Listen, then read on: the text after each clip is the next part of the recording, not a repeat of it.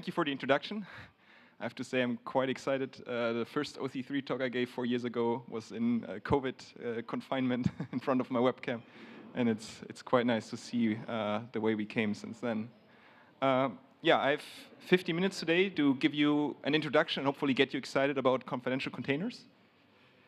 I don't want to go too technical due to the strict time requirements we have, but I don't want to skip the first point, which is to give you an understanding of why confidential containers could matter to you, why they could be a solution for your problem, because this is something we technical people often skip a little bit too lightly. I will still give just a brief intro on how they work, and then see how, with contrast, we approach them to make them more usable. So in Felix's keynote, initially, he already gave the general idea of confidential computing, and of course, it's somewhat similar with confidential containers, right? Try to solve a similar problem, having a secure front door. There is still a lot of risk surface in a modern cloud deployment. So if we have our application, we deploy it as a container. Underneath that container, there's a lot of software and hardware and potentially tenants that have access to those layers that could still access your code and data.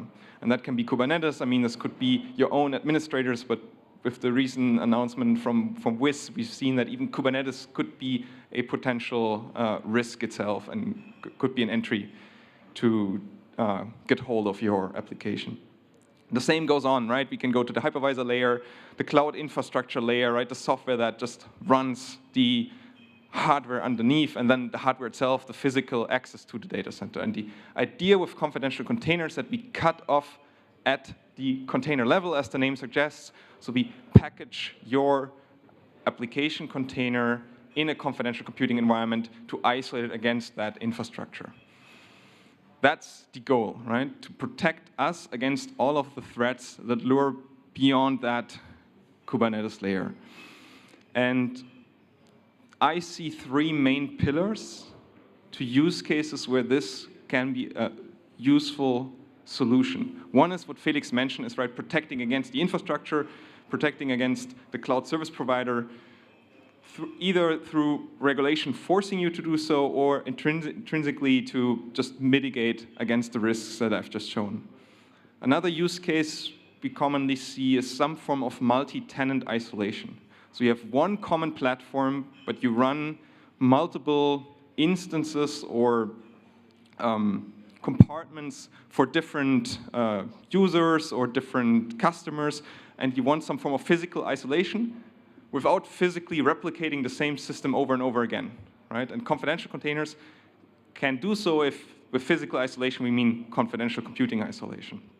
And lastly, with workload isolation and attestation, what I mean is that as a user, for example, of a SaaS solution, of a software as a service solution, I can actually verify what's running there, who has access to that system. So potentially, in the case of, this is the logo of Private Mode AI, Edgeless Systems as the provider of AI as a service, they can exclude themselves from the data, so we can exclude the software as a service provider even from the customer data.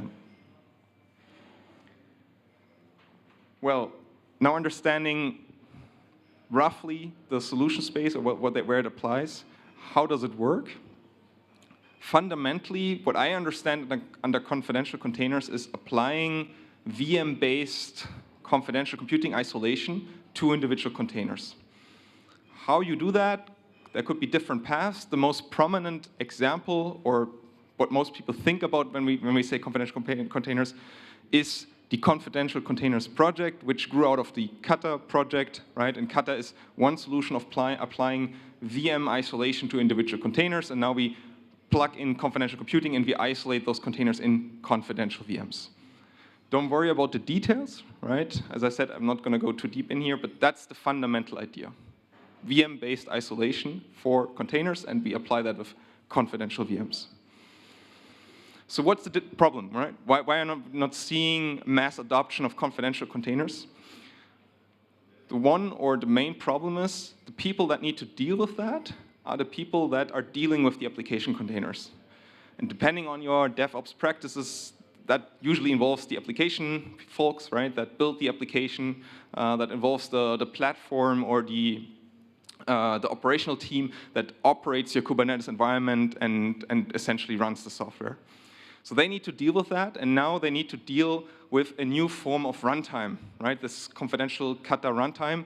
And I mean, how often do you think about your container runtime? Usually never, right? It's just there and you just use it. So now you need to think about this runtime that is specific to the hardware and the platform you're running on.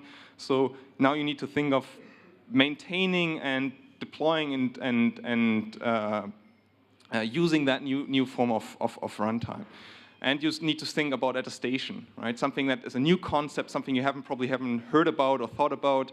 You need to rethink all of the things that the Kubernetes environment provides you with, because the Kubernetes environment is untrusted. And this is key management, identity management, access management, all these things. You need to now rethink those, because the entity that provided that is now part of the untrusted world. So that makes confidential containers tricky and hard to handle. And the goal we have with Contrast is fundamentally making this as cloud native as possible, right? So providing a framework and tooling to bring confidential containers in a generic way to different platforms, and making the amount of thought that needs to go into confidential computing for those teams as minimal as possible, right? That's really, in a nutshell, what our goal or our vision behind Contrast is.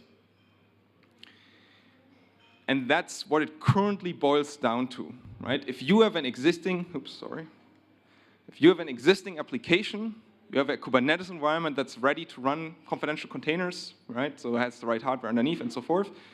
This is essentially, of course, it's a bit simplified, but this is essentially what you need to do. That's how easy it is for just getting started, essentially. And I'll just walk through those steps a bit, and we'll understand a bit of what's behind the hood, or under the hood. Let's assume you have a Kubernetes environment. I just said that. The first thing is we need to install a runtime. And what we are doing with Contrast is we provide a curated runtime that you can install in your Kubernetes environment for bare metal, for Azure Kubernetes service, and so forth. Providing that runtime that you can just install, and it takes care of all of this, wrapping your containers in confidential VMs, and it just sits in your Kubernetes cluster as a runtime class. So that's the foundation. The second thing is we install here is essentially an attestation and identity management service. We'll see in a second what it does. But we also install that as a deployment in our Kubernetes cluster. And it sits there itself, uses the runtime to run in a confidential container. In a second, we'll see what it does. But that's a component that lives as a deployment in our Kubernetes. And then we have an existing application. A Helm chart, a YAML collection of YAML files, whatever it is, right? That you usually just apply to your Kubernetes cluster. So what we need to do is we need to lift that to run inside our confidential runtime.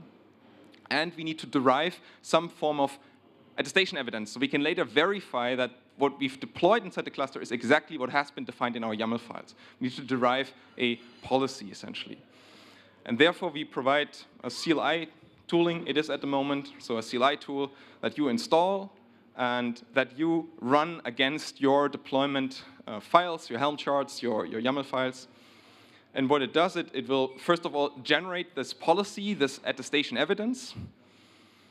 It will connect to our attestation service, verify that through remote attestation, and then configure it with that policy. And secondly, it will annotate your deployment file, so it knows to use the right runtime class and some additional information that it needs to basically be able to run as part of a confidential container or a Contrast deployment. So now we have our attestation service configured. It knows how to verify what we expect as our deployment. We've annotated our deployment files. So now we just deploy our application as we always did, right? Just in this case, kubectl apply. What will happen now is, due to the annotation, right, a small init container is starting, and it will do an attestation procedure of our attestation service. So it will connect to the attestation service, provide attestation evidence that will be verified against that policy. And if that succeeds, the container is provided with identity material, in this case, the certificate chain and its own private key, that it can then be used to authenticate as part of this confidential deployment. And then, yeah, we provide a service mesh component. It's optional, but you can use it. That also automatically establishes or wraps all connections between those containers in TLS connections. You can use key material to encrypt storage that you mount into this container. And by that, the application can communicate between each other, so pods can authenticate each other, and you can have some form of persistency. Given that, the final thing is now, from the outside, we want to use that application, either ourselves or some external client. And to that, the coordinator provides our central trust anchor, right? We can always obtain an attestation statement from the coordinator itself, from this attestation service itself. We can always verify what the current policy is that it enforces. And due to that, we can verify the coordinator. Through the policy, we verify the entire deployment. And through this identity and certificate chain, we can then establish a secure connection based on that key material we injected into those containers. So that's, if we zoom out, that's fundamentally now the idea of contrast. Given an existing application, could also be, of course, a new application. We can isolate a container deployment inside a Kubernetes environment. Given the right hardware is there, of course, we always have this hardware requirement. In potentially any type of environment, right? Could be bare metal, could be on-prem, could be the cloud. But Kubernetes is, let's say, the layer we build up on. There was a live demo promised.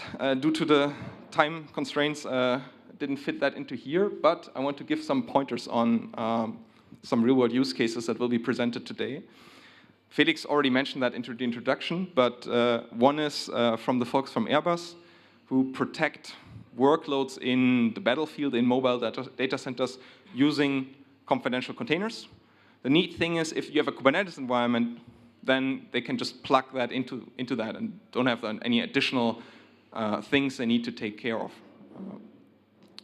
And similarly, we can apply the same kind of framework, contrast, also on the cloud for powering our private mode confidential large language as a service model product. And Felix is going to present the details and how it operates based on contrast later on. And finally, I want to highlight that contrast is open source. You can go to GitHub. You can also see the documentation from there.